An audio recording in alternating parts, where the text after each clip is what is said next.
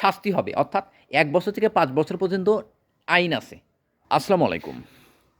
সরকারি কর্মকর্তা কর্মচারীরা এখন কি করবেন? তাদের উপরে যে দায়িত্ব দিয়েছে ডক্টর মোহাম্মদ ইউনূস, সেটা বাস্তবায়ন করবেন, নাকি ইসি যে আইনের কথা বলেছে সেটা তারা মান্য করবেন? বলছিলাম গণভোটকে কেন্দ্র করে, অর্থাৎ গণভোটে 21 লক্ষ সরকারি কর্মকর্তা কর্মচারী আছে বাংলাদেশে।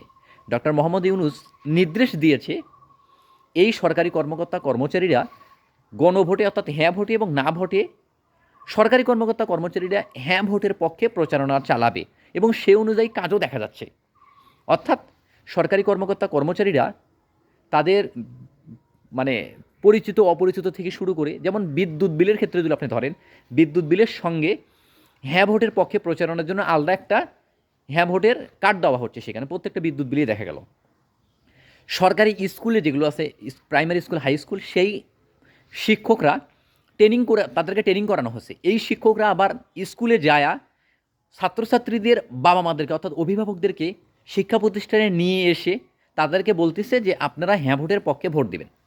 ওই যে হ্যাঁ না ভোটের পক্ষে, হ্যাঁ পক্ষে আপনারা ভোট দিবেন। তাহলে এদিকে আবার ইসি বলতেছে যে এই হ্যাঁ ভোটের পক্ষে বা বিপক্ষে সরকারি কর্মকর্তা কর্মচারীদের প্রচারণা চালানোর কোনো অধিকার নেই।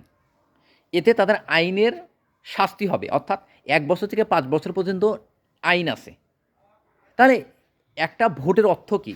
ভোটের অর্থ হচ্ছে আমি আমার পছন্দের ক্যান্ডিডেটটাকে বাছাই করে নেব। অনুরূপভাবে যে কোনো ভোটের অর্থ হচ্ছে আমি কোনো বিষয়ের ভিতরে 2টা বিষয় থাকবে, সেখানে একটা বাছে নেব যেটা আমার জন্য ভালো হবে। তাহলে একটা গণভোটের আয়োজন করা হয়েছে, সেখানে জনগণের জন্য যেটা ভালো হবে সেখানে তারা সেটা বেছে নেবে। কিন্তু গণভোটে হ্যাঁ এবং না রাখার পরেও এই যে 140 কোটি টাকা 6টা মন্ত্রণালয়ে নিয়েছে গণভোটের পক্ষে প্রচারণার জন্য, অথচ এই টাকাটা কিন্তু সরকারের টাকা নয়, এই টাকাটা রাষ্ট্রের জনগণের টাকা, ট্যাক্সের টাকা। সেই টাকাটা এই যে গণভোটে হ্যার পক্ষে কেন প্রচারণা চালাচ্ছে এবং সেখানে কেন ব্যয় করতেছে সরকার, এর হিসাবটা দিবেটাকে? মানে রাষ্ট্রের টাকা এভাবে খরচ করার কোনো মানে আছে? এর অধিকার তাকে কে দিল?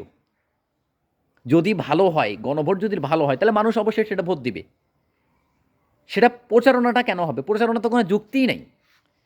কোনো পৃথিবীর ইতিহাসে আছে যে গণভোটে হ্যাঁর পক্ষে বা না পক্ষে প্রচারণা যাবে, তাও আবার সরকারের পক্ষ থেকে যে একজন রেফারি, ডক্টর মোহাম্মদ ইউনূস রেফারির ভূমিকা পালন করতেছেন, তিনি আম্পায়ার, তিনি বিচারক, তিনি সব কিছু আয়োজন করছে, জনগণকে বলবে আপনাদের জন্য যেটা ভালো হবে আপনারা সেটা করবেন। কিন্তু তিনি দায়িত্ব নিয়ে একের পর এক যেভাবে প্রচারণা চালাচ্ছেন এবং সরকারের কোষাগার থেকে এই যে কোটি কোটি টাকা ব্যয় করতেছেন, এটা কি কোনো সুস্থ বিবেকবান মানুষের কাজ? এটা পক্ষপাতিত্ব হলো না? এটা কি নির্বাচন সুস্থ হলো? এটা কি নিরপেক্ষ নির্বাচন হলো? কখনোই হলো না। এই নির্বাচনও আবারও প্রশ্নবিদ্ধ নির্বাচন হলো সারা বাংলাদেশের মানুষের কাছে এবং পৃথিবীর মানুষেরও কাছে।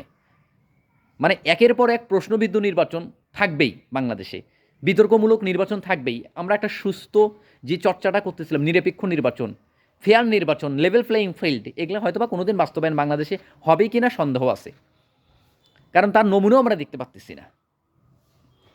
এই নির্বাচনে এই যে আয়োজনকে কেন্দ্র করে যেভাবে এক ধরনের পক্ষ নিয়ে এই গণভোটের ক্ষেত্রে বিশেষ করতে, এবং যারা আবার নির্বাচনে ক্যান্ডিডেট আছেন, অনেক রাজনৈতিক দল আবার পক্ষে প্রচারণা চালাচ্ছে না, তারা সরাসরি না বলতেছেন যে না কোনো গণভোটের পক্ষে প্রচারণা দেবো না, আমরা না ভোটে দেবো।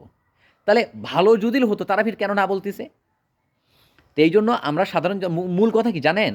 বাংলাদেশের জনগণকে মূর্খ করে রাখা হয়েছে, বাংলাদেশের জনগণকে অশিক্ষিত করে রাখা হয়েছে।